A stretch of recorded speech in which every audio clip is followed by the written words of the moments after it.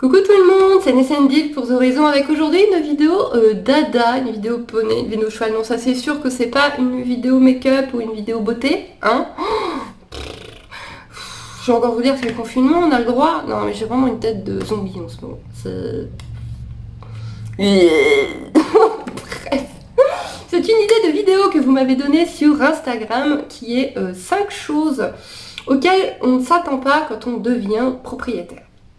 Donc c'est parti. Donc première chose qu'on m'a dit, rabâché, répété, re-répété avant que, pendant tout le mois de cogitation, de réflexion et de calcul pour prendre Hacienda, on m'a dit l'argent. L'argent c'est un vrai problème, les chevaux sont des pompes à fric et avoir son propre cheval c'est vraiment financièrement, ça t'absorbe le moindre de tes centimes. Et du coup j'ai calculé, j'avais regardé, il y a pas mal de vidéos sur YouTube qui donc donnent le budget à prévoir. Donc j'ai calculé par rapport à ce que combien tout compte par ici, j'avais fait des recherches, le parage, le machin, le truc, le tout. Et je m'étais dit ça passe. En achetant juste le strict nécessaire, le moins cher possible, en tapant dans l'occasion, etc. ça passe. Bah ça elle est d'occasion et tout. C'est vraiment une pompe à fric. Non vraiment, ça passe. Mais j'en suis à aller chercher mes livres à la bibliothèque parce que là je peux même plus acheter un livre là, non vraiment le côté financier, on a beau calculer, on a beau être conscient, en plus voilà, mon travail me rémunère pas énormément, il y a des mois pires que d'autres, t'as beau calculer, bon après j'ai pas fait le choix débile puisque Hacienda s'est imposé à moi. Mais je me suis retrouvée avec un poulain à débourrer. Et donc forcément quand vous n'avez pas les connaissances pour débourrer votre cheval vous-même, faut payer quelqu'un pour le faire. Donc ça c'est vraiment un très gros coût. Alors vous pouvez avoir la chance d'avoir un poney qui va se débourrer en 15 jours. Remerciez ce que vous voulez, mais remerciez parce que voilà, moi c'est pas du tout le cas. Et non plus le débourrage long plus, ça vous coûte cher forcément, c'est un budget. Voilà, donc du coup déjà avec un cheval adulte, donc vous êtes sûr qu'il n'y aura pas de problème de santé, parce que comme vous avez pu le constater par exemple sur RF Compulsif, vous pouvez acheter un cheval qui vous paraît nickel, avec une visite veto nickel, et vous retrouvez avec des fortunes de frais veto. Donc voilà, il y a aussi le côté vraiment pas de chance. Mais si vous tombez sur un cheval en bonne santé, débourré, bien, qui n'a aucun problème psychologique, déjà c'est moins pire. Moi j'ai payé du shiatsu à mon cheval, j'ai eu des frais qui n'étaient pas prévus. Mais des fois c'est des conneries, hein. Vous achetez des licoles pas chères à 10 balles, vous trouvez des licoles à 10 balles qui font très bien le taf si vous avez un cheval calme et sage. Mais quand vous avez une bourrique qui tire au renard et qui pète des câbles pendant ses cours, vous devez acheter un licol en cuir pour que ça tienne le coup, c'est pas le même tarif. Bref, des fois, voilà, il y a des imprévus. Hacienda n'aura pas dû ensuite me coûter aussi cher, mais voilà, elle n'était pas comme on avait prévu, elle est plus compliquée. Donc non, le point financier c'est pire. Dites-vous que quels que soient les calculs que vous faites, ça sera pire. Voilà. Le deuxième point qui m'a choqué vraiment, c'est alors ça je ne sais pas lui donner de nom, c'est l'attachement et le fait d'être séparé en fait. Donc quand Hacienda est arrivée au ranch, donc je l'ai laissée se défouler en prairie, ensuite je suis allée la rechercher et je l'ai ramenée à son box puisque les chevaux dorment la nuit au box. J'ai mis ma pouliche dans le box, j'ai fait des papouilles, j'ai fermé mon box, je suis partie. Et ensuite vous arrivez chez vous et vous vous dites, s'il se passe un truc, je suis pas là. En fait, il y a la distance et vous la sentez bien la distance. Pourtant, Hacienda, elle est à 5 minutes en voiture. Hein. Et là, vous vous dites, je suis pas là. En fait, c'est ça et c'est... c'est popoc. Et c'est super fort en fait. C'est vraiment un stress énorme de vous dire, s'il se passe un truc, je suis pas là. Alors attention, je suis dans une écurie où les proprios vivent sur place, il y a des caméras et tout. On m'a jamais encore appelé, c'est pas du bois je pense, mon Dieu, c'est pas au secours. Pitié que ça n'arrive jamais, on m'a jamais appelé en urgence pour que je vienne parce qu'il s'était passé quelque chose de grave. Pourtant, Hacienda a fait quelques conneries, mais on m'a jamais enquiquiné avec ça, on m'a jamais appelé en urgence pour ça. parce que ça doit être assez horrible. Mais du coup, vous avez, alors qui s'est un petit peu estompé avec le temps, mais vous avez ce côté, je regarde mon téléphone tout le temps parce qu'on sait jamais, et vraiment ce côté, dès qu'il y a un message d'un des proprios, il y a ce côté, oh oh, pourquoi à chaque fois c'est positif, à chaque fois c'est pour me dire aujourd'hui elle a bien travaillé, elle a fait ça, ou est-ce que tu veux commander ça parce que des fois ils ont des trucs de nourriture spécifique, ou ils ont des produits qu'ils peuvent avoir, par exemple j'ai eu du produit à mouche cet été, enfin bref, c'est souvent juste pour une connerie, ou pour la commande de vermifuge, c'est aussi qui gère les commandes de vermifuge ou quoi. Mais du coup t'as toujours le petit, oh j'ai un message. Si vraiment il se passait un truc horrible, on m'appellerait. Mais vraiment, vous avez ce côté, je suis pas là. Par exemple, la première fois où je l'ai laissée avec une couverture, l'année dernière quand elle est tombée malade, je l'ai laissée avec une couverture et je me suis dit, oh, si elle s'emballe dans sa couverture, alors c'est quasi impossible, c'est rarissime, mais si elle s'emballe dans sa couverture, que les gens ne se rendent pas compte qu'on la trouve morte le lendemain dans sa couverture. Enfin bref. Vous avez cette panique du je peux pas la regarder quand je veux, je peux pas la vérifier quand je veux. Et imaginez-vous quand elle a été malade, quand elle a eu son rhume, j'étais au bord du gouffre. J'étais au bord du gouffre. À Coéchoup, mes modos peuvent vous le dire. J'étais ingérable. J'étais ingérable. Donc vraiment, quand on n'a pas la chance d'avoir nos chevaux chez nous, ouais, c'est, y a vraiment ce côté. Même maintenant, ça fait 1 an que j'ai Hacienda. Alors, avec le confinement, ma fille à la maison, il y a des fois, je passe presque une semaine sans pouvoir aller là-bas. Du coup, elle est passée déjà depuis le dernier confinement en sortie, nettoyage par les propriétaires du ranch.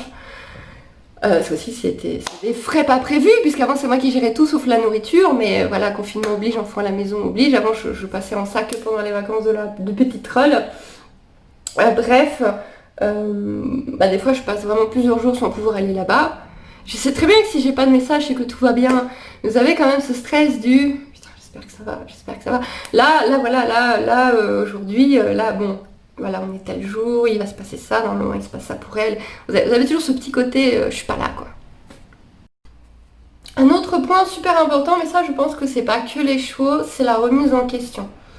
Mais moi je suis quelqu'un qui se remet beaucoup en question, qui est jamais satisfaite de ce que je fais, qui est jamais contente de ce que je fais, qui me trouve toujours nulle, qui me trouve toujours inintéressante, voilà. Et du coup, il y a en plus, je m'expose sur les réseaux, donc je me fais taper sur les doigts constamment pour tout et rien.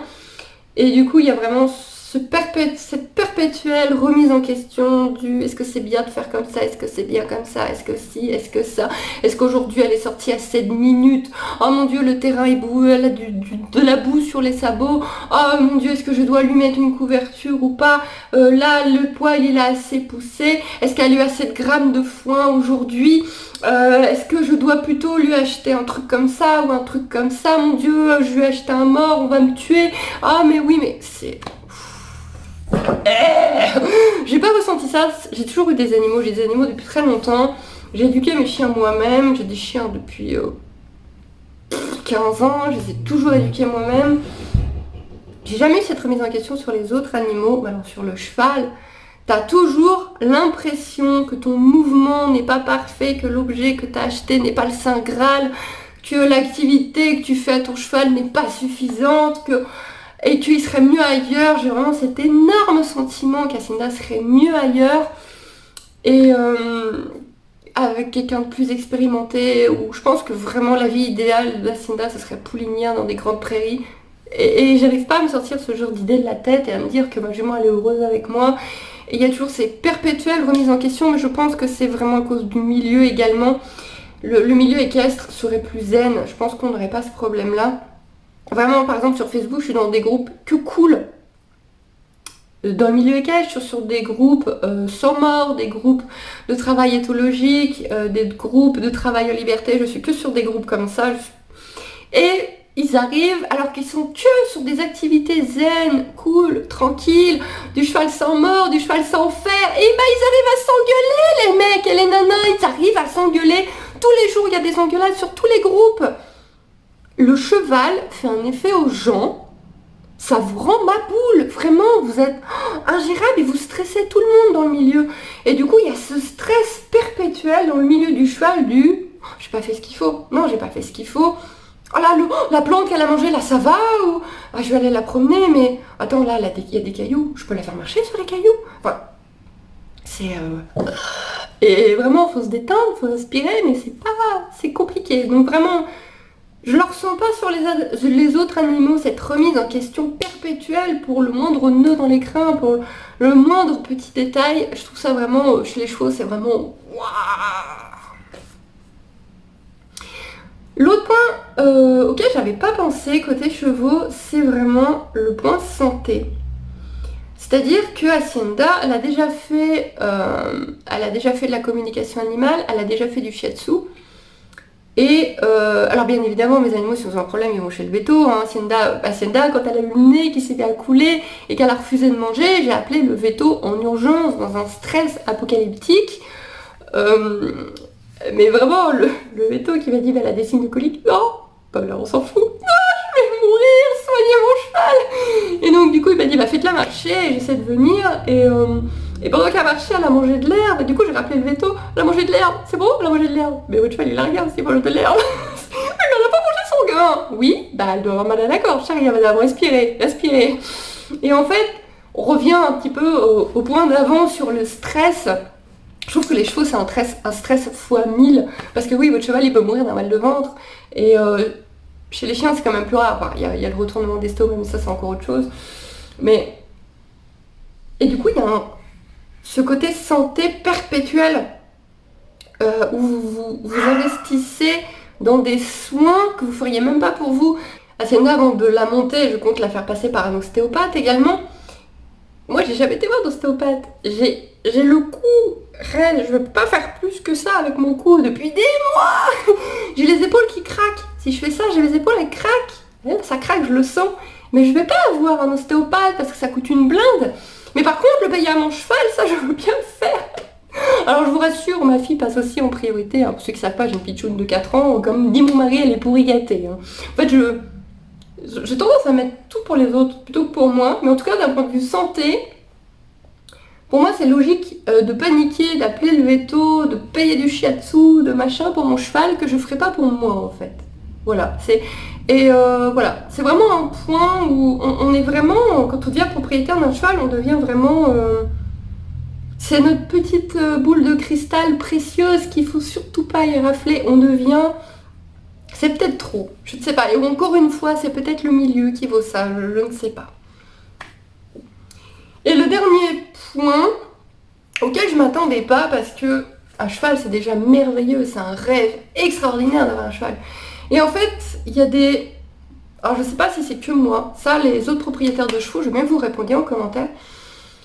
Vous commencez à avoir des rêves de grandeur en fait. Alors financièrement c'est totalement impossible, peut-être dans 10 ans, je ne sais pas, mais vous avez des rêves de grandeur qui s'imposent à vous dans le sens où moi je me suis dit c'est bon, j'ai un cheval, je serai satisfaite toute ma vie, elle est très bien où elle est très très bien où elle est. Mais c'est vrai que là, vous avez des... Alors c'est peut-être moi qui ai ce côté qui en veut toujours plus et qui est très rêveuse. Mais je visualise vraiment, j'imagine vraiment un immense terrain, une prairie de malades avec ma petite écurie, avec un box ou deux, un paddock ou deux, et un poney pour ma fille, un ou deux autres chevaux, quoi. Et alors je n'ai pas le niveau, je n'ai pas les moyens financiers, donc on parle vraiment d'un rêve dans X années. Mais ouais, je suis sur un groupe, je suis sur un groupe de vente de chevaux belges sur Facebook. Et ouais, je vois les annonces passer, je les regarde. Jamais j'achèterai un deuxième cheval, c'est impossible. J'ai déjà dû enquiquiner mon mari qui a bien voulu m'offrir Hacienda. Il va pas m'en offrir un deuxième, hein, je peux vous le rassurer. Et de toute façon, je suis incapable d'entretenir un deuxième cheval. Mais vous avez vraiment ce côté, oh là là, ce serait bien pour Hacienda, un cheval d'une dizaine d'années, ultra calme, avec qui elle pourrait être tout le temps, avec qui je pourrais l'emmener en dextre, en promenade. Et puis moi, ça me permettrait, quand c'est en confinement, que j'ai pas le droit d'aller monter les chevaux des autres, bah, ça me permettrait de pouvoir m'entraîner, d'aller me promener avec, de monter calmement, entraîner mon galop, entraîner ci, entraîner ça, j'aurais mon propre cheval à monter calmement.